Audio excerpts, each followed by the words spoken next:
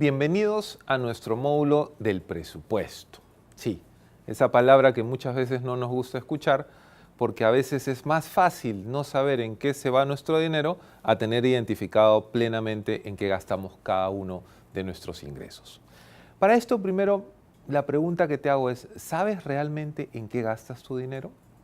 ¿Tienes el conocimiento, la seguridad en dónde se está destinando la mayor parte de tus ingresos? ¿Gastas más de lo que ganas? En realidad esas preguntas siempre nos quedan en el aire. Y lo peor de todo esto es que muchas veces gastas tú más de lo que crees que estás gastando. Entonces yo lo que quiero hacer ahora es proponerles hacer un ejercicio también.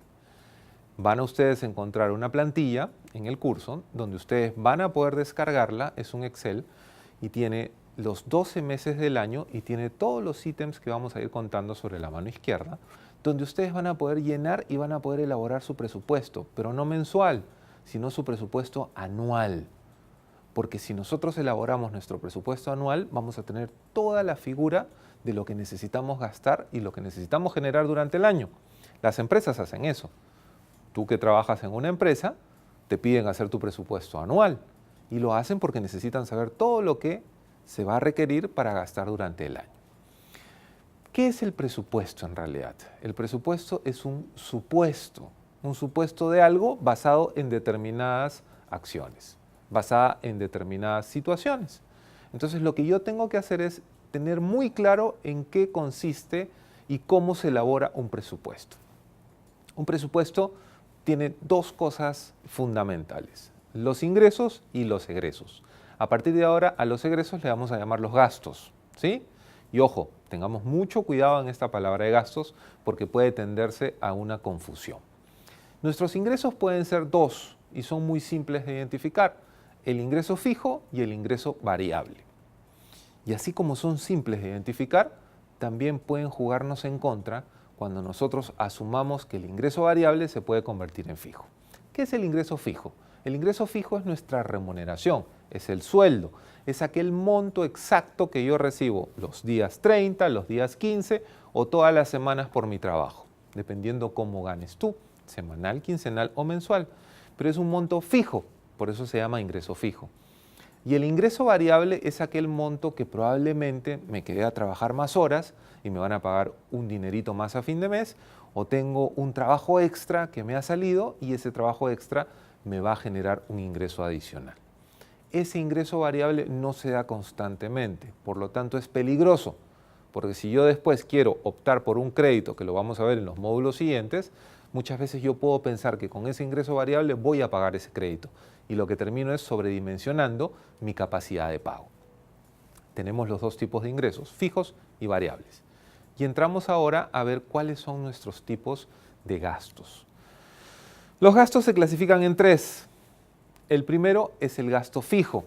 Y acá mucho cuidado porque no es igual que en las empresas. El gasto fijo en las empresas es, por ejemplo, el agua, la luz, el teléfono.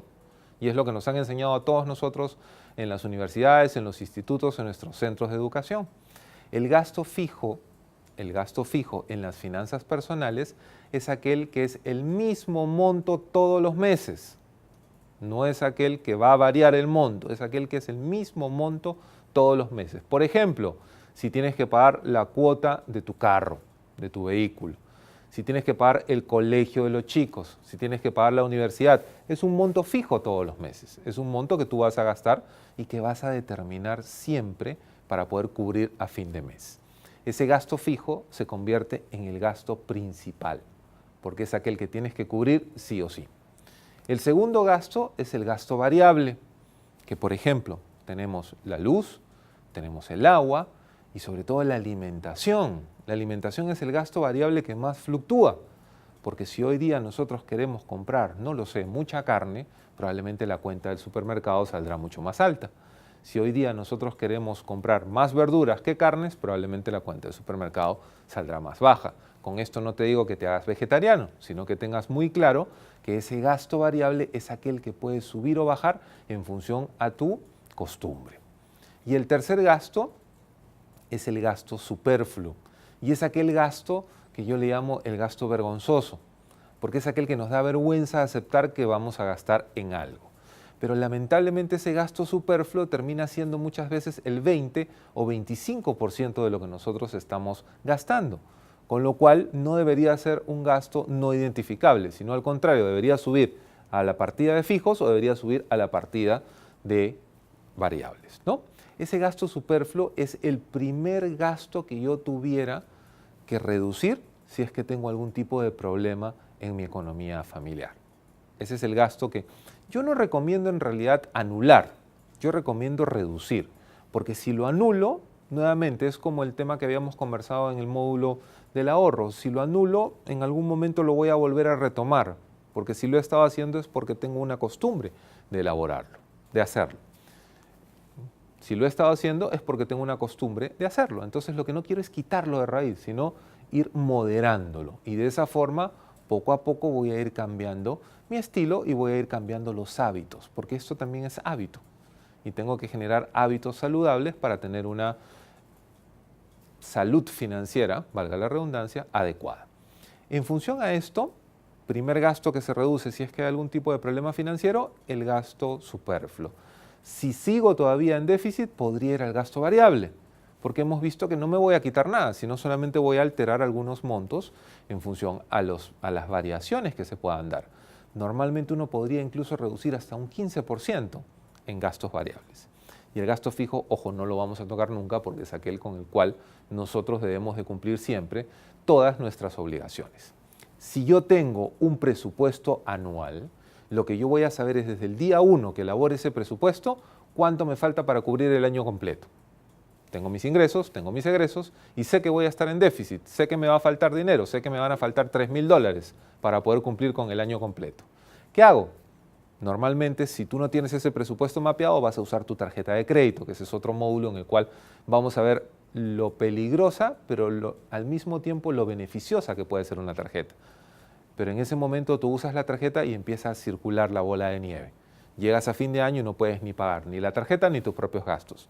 Entonces, si yo sé cuánto es lo que necesito para cubrir todo mi año, probablemente me vaya por un producto financiero más barato.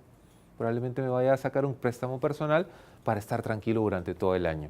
¿Qué gano con eso? No solamente cubrir todas mis deudas o cubrir todos los gastos que tenga, sino que gano tranquilidad. Y como seres humanos, al tener tranquilidad, lo que nosotros vamos a hacer es generar otras alternativas de ingresos, porque vamos a estar tranquilos para poder fijarnos, nuestra productividad va a ser mejor y para poder fijarnos todas nuestras nuevas formas de generar ingresos adicionales y hacer que nuestra economía vuelva a estar tranquila.